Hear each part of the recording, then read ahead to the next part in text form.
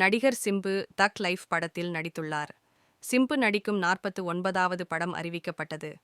தமிழ் திரையுலகின் முன்னணி நடிகர் சிலம்பரசன். நடிப்பு மட்டுமின்றி திரைத்துறையில் பல்வேறு பிரிவுகளில் இயங்கி வருகிறார். தற்போது தக் லைஃப் என்ற படத்தில் முக்கிய கதாபாத்திரத்தில் நடித்து முடித்துள்ளார். இன்று பிறந்தநாள் கொண்டாடும் நிலையில் நடிகர் சிம்பு தனது எக்ஸ் தளத்தில்தான் நடிக்கும் அடுத்த படம் தொடர்பான தகவல்களை பகிர்ந்து வருகிறார்.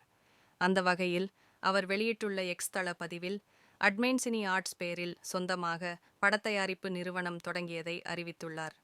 இது தொடர்பாக நடிகர் சிம்பு வெளியிட்டுள்ள எக்ஸ் தள பதிவில், இறைவனுக்கு நன்றி. அட்மென்சினி ஆர்ட்ஸ் மூலம் தயாரிப்பாளர் என்ற புதிய பயணத்தை தொங்குவதில் மகிழ்ச்சி அடைகிறேன். இதைவிட சிறப்பாக இதனை துவங்க முடியாது.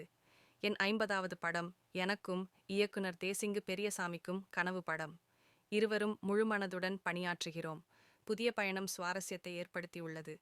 எப்போதும் போல் உங்கள் அன்பும் ஆதரவும் கிடைக்கும் என நம்புகிறேன்.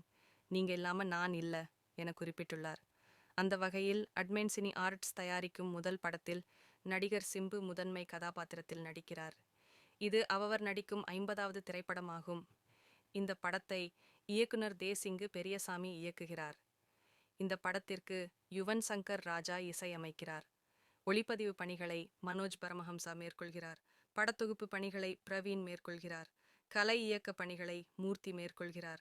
ஃபர்ஸ்ட் லுக் போஸ்டரில் நடிகர் சிம்பு குழந்தை பருவ தோற்றத்தில் கையில் தீப்பந்தம் ஏந்தி சிரித்த முகத்துடன் நிற்கும் புகைப்படம் இடம்பெற்றுள்ளது.